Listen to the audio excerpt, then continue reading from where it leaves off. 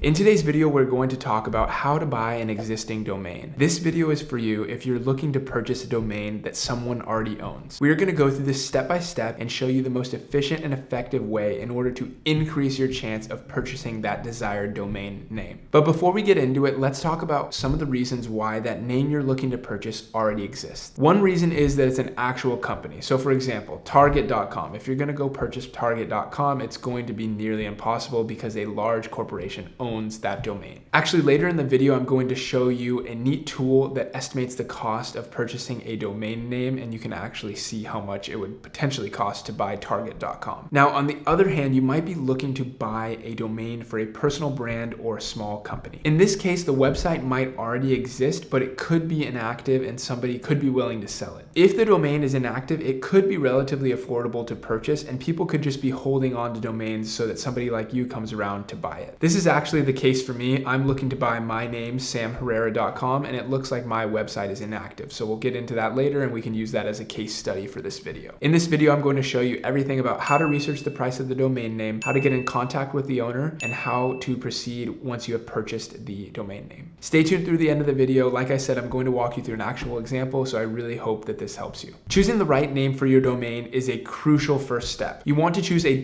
.com domain name. This can just lead to more favorable search result rankings and make sure that you are higher on Google. This might be one reason why you want to buy an existing domain. So for the sake of this video, like I said, we are going to look at purchasing samherrera.com. But before that, just to summarize, the difference between an existing domain and a new domain is that an existing domain doesn't necessarily mean that somebody is actively using it. They could just be holding it, hoping that somebody like you will buy them. So as you can see, I've pulled up samherrera.com, and what it says is welcome, coming soon, maybe. This does mean that somebody owns the website, so we're going to have to jump through a couple hoops in order to get in contact with them and potentially purchase it. Some reasons purchasing an existing domain might be a good choice for you is that it already has some brand recognition, you already have a decent source of traffic, and your SEO ranking in Google is already good. Now this means that this website might come at a higher price, but we'll talk about price later on in the video. The first step here is finding out if a domain is available or not. To do this, you can go to a website like Namecheap. We'll leave a link down below in the description, and you can use their free availability tool just to check if the website is available.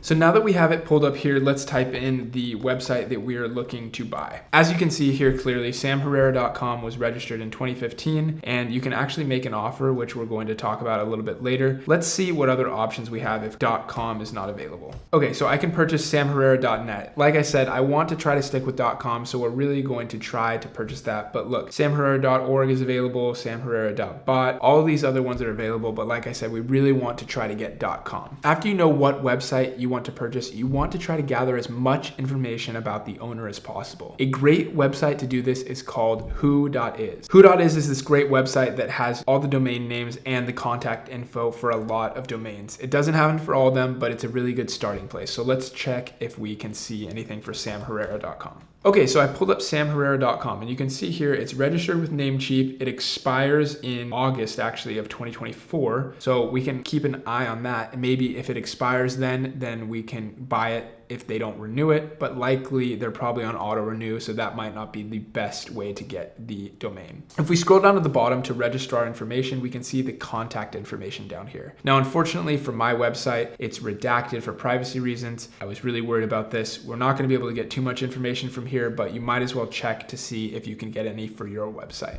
In the case that you can't find any contact information on Whois, you want to try to find more information on social media accounts. That's the next best way, I think, to track this stuff down. Now, obviously, somebody with samherrera.com is not going to be posting on social media on Sam Herrera handles, but if it's something like Target, you'll be able to more easily track down that person. So for my example, I couldn't get any information from who.is, and I don't know that I'm going to be able to reach out via social media, so we'll have to think of another way. We're actually going to go back to Namecheap, and because my website is through Namecheap, I can actually make an offer. It's registered with them. So let's go here and make an offer. The minimum requirement to submit an offer is $199. Now, before we submit an offer, we want to really do some research on what this website is worth. This is where a tool like Estibot comes in super handy. So let's type in my domain name here. Estibot is going to give me an estimation of what they believe my website is worth based on some of the things like traffic and other variables that they account for. And look at that. It looks like my website is worth less than $100. What's really neat about Estibot is it gives you an idea of what you should be paying for your website, right? So I have to make my offer through Namecheap and I have to spend at least $199. But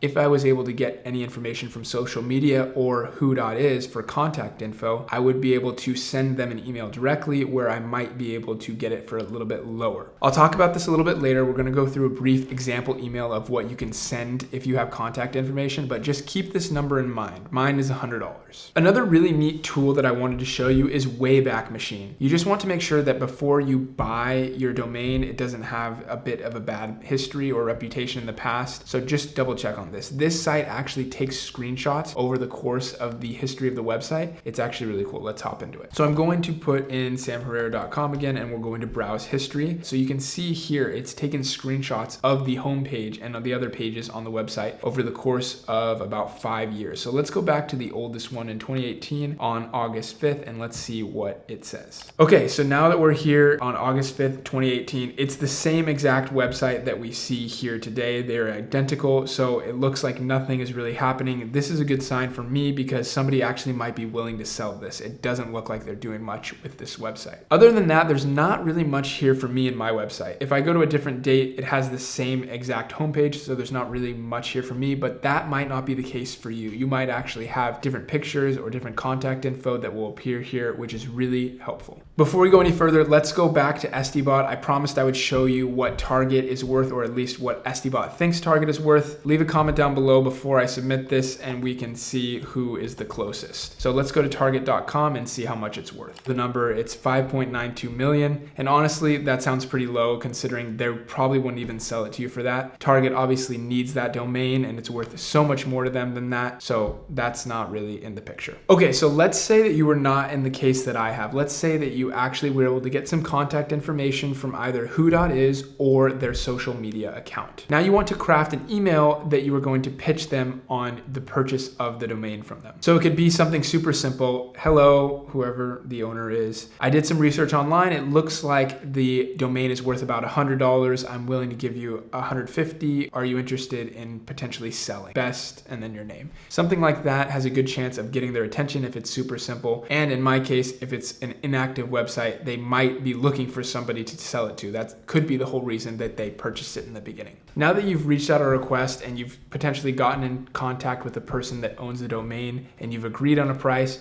you will need to use an escrow service in order to facilitate the deal. Escrow service is going to facilitate the deal and it's going to hold the domain while the money is being transferred from the buyer to the seller. They're going to charge the buyer a small fee for this. I think in my case, it was something like $10 just because the price of my website was so cheap. Okay, now that you have successfully transferred the domain, you are going to need a hosting service, and we highly recommend that you use Hostinger. We will leave a link down in the description below. We have plenty of other tutorials on the page that show you how to use Hostinger. It's a great platform. We highly recommend it. Okay, I'll show you just briefly. Once you get into your Hostinger account and you are going to transfer an existing domain, you're going to want to go up to domains and then click transfer an existing domain. Then I'll want to type in my domain here and then transfer. Now, obviously it's not going to work. My domain is locked, but it gives you a really intuitive guide on how to unlock it if you need to. That is everything you need to know to purchase an existing domain. If you are looking to create your own website and you don't know where to start, we have a free service down below in the description. If you enjoyed this video, please leave a like and subscribe down below. This channel is dedicated to providing you content to help you start your first website. Thank you so much for watching, and we will see you in the next one.